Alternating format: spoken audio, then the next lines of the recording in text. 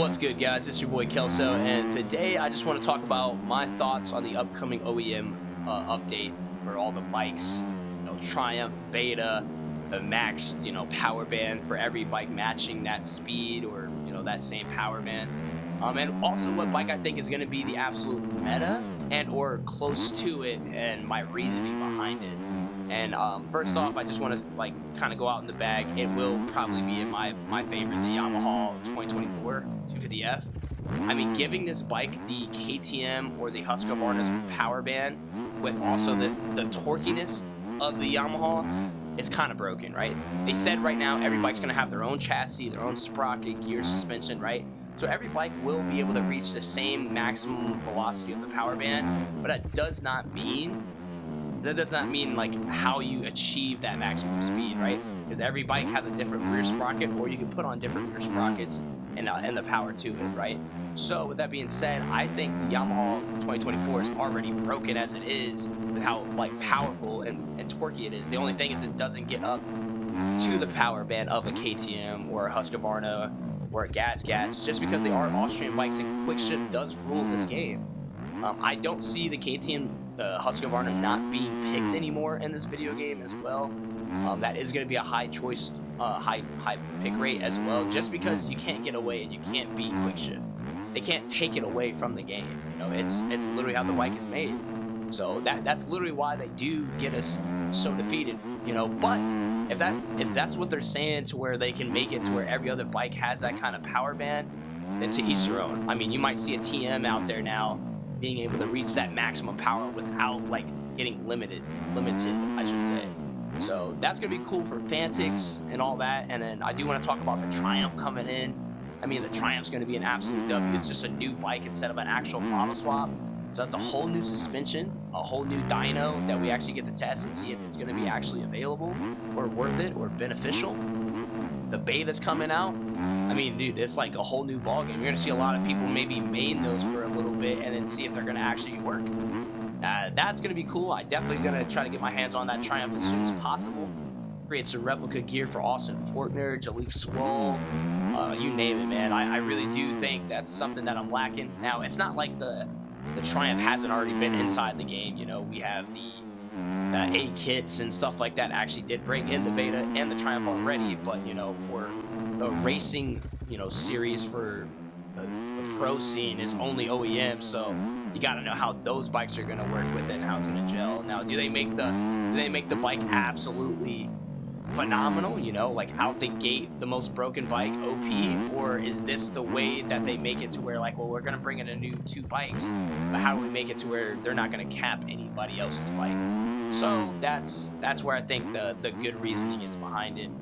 But yeah, going back to the power band of the Yamaha, dude, I promise you I can keep up with almost any bike in a quick short distance. This thing gets up and speed quickly. The only thing is I get beat out with the power band later down the run. So I don't know, I'm kind of excited to see the Yamaha get that breakthrough speed to be able to match it.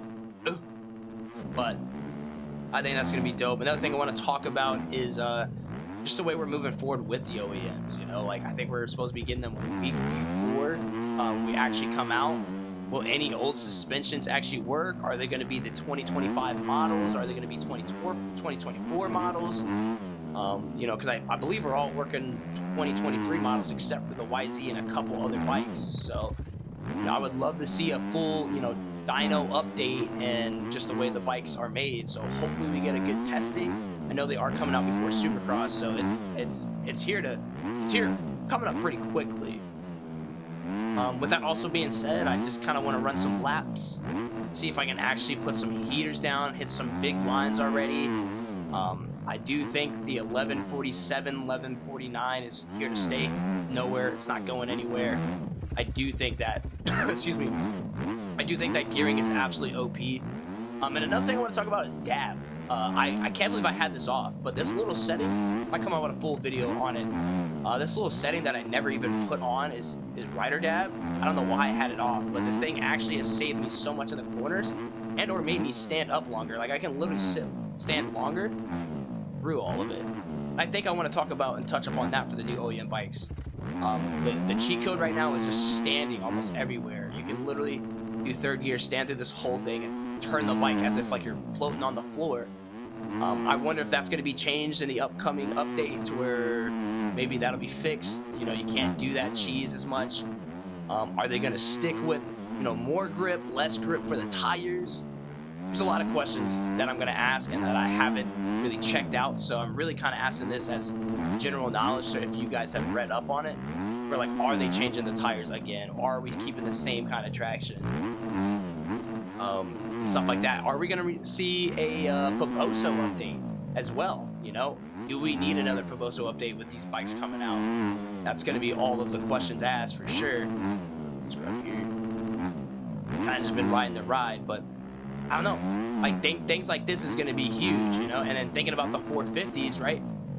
Kind of think about bikes that really don't get much action. Maybe the Honda. I know the Honda would love a rework right now to be more viable. The only thing is, like, just because you put the power band up, we still got to think about its suspension and chassis, you know? And the same thing for this Yamaha. Like, I want to believe that it's going to have the right amount of power, but they all have still their own suspension. So I do think there is going to be a meta no matter what. No matter how you look at it, KTM's and any Austrian bike still will be picked.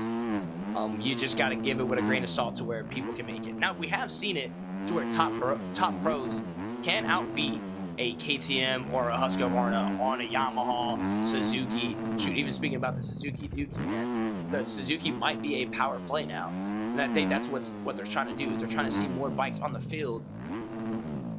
It's just what I'm thinking of the power band is how do you reach that maximum power band? That's like every bike now. So I don't know. That's gonna be sick. I wonder what settings are gonna change. How you set your bike up now to what it's gonna be different later, dude. I don't know. There's so much to play with, dude. It's always so cool getting a new. Excuse me. It's always so cool getting new bikes and stuff like that because you really just your mind goes, man. You like try to think so much about like what's to come, man, and like what you can do to be like the fastest out there or like get it dialed in. So I will say I'll be the first person to try out my old setups and hopefully they work. If they don't work, we're gonna go back to the drawing board and we'll go from there, man. I want to see if anything with the swing arm has changed, different gearing, you know. The reason why I do change to 1149 and all that, it does feel like it's a more IRL gearing. But what I mean by that is I can actually pull in fourth, I can pull in fifth as if like an actual rider that's a 250 got to use all their gearing instead of staying in second and third gear. To each their own. I know it's different, you know, for every strokes of the bike, you know, 2-stroke or 4-stroke.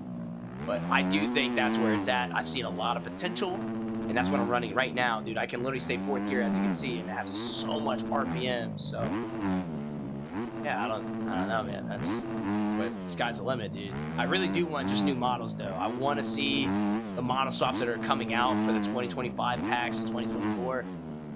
Can they actually not just be model swaps and be at the actual bikes now, you know? And then we go from there. Sky's the limit on that. So I don't know. A couple concerns, couple questions, couple gripes and complaints.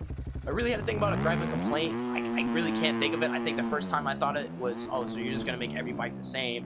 So it doesn't matter what I get on. But then I really took a step back and understood that with the different chassis, the different suspension and all that, bikes are going to definitely be capped at a certain power, but they're all going to be able to reach it at a different level or a certain different time. So like in a straightaway, you still might get the torquiness of a Yamaha being able to actually hit some, like, you know, level out, but then you might get the KTM to hit a different power band in a different spot, but nothing that exceeds the maximum level.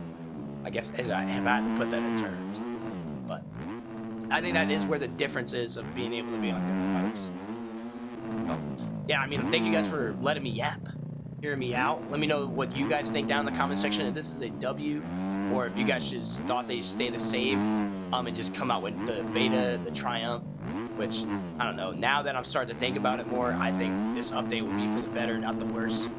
But also let me know down in the comment section what bikes do you think is actually going to come from under the dark. TM, Fantic, are we going to see more of those on the, excuse me, on the gate now that they're actually viable, or they're still going to be remaining in the dark and we will have a meta? But just curious. I guess for a closing ceremony, I'll try to run a nice little fat lap for you. Actually focus grease up.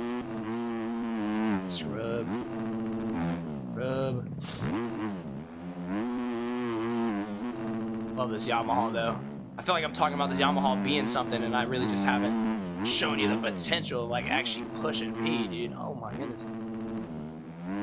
Let's say yapping and all that stuff at the same time is kind of a hard situation. Trying to ride at a higher peak. Like I can still talk and ride, but trying to go crazy is the hardest thing. Now I'm like low-key focused up over the table. I don't know why I did that. I should have went on the table and off. But able to cut down, up and over. Be a nice triple upshift to fourth. Look how much torque I get just in fourth gear. Good scrub. Good run to the whoops. Dude, this bike is insane, dude.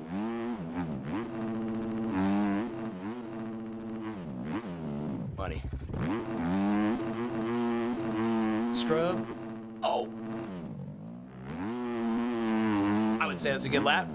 I don't know if that's going to be what qualify me or not. I didn't run this race, but a 108.1. Yeah, man, thank you guys for clicking on the video. And, yeah, man, it's your boy Kelso. Be sure to hit that like button, subscribe button. I'll catch you guys in the next one. Peace.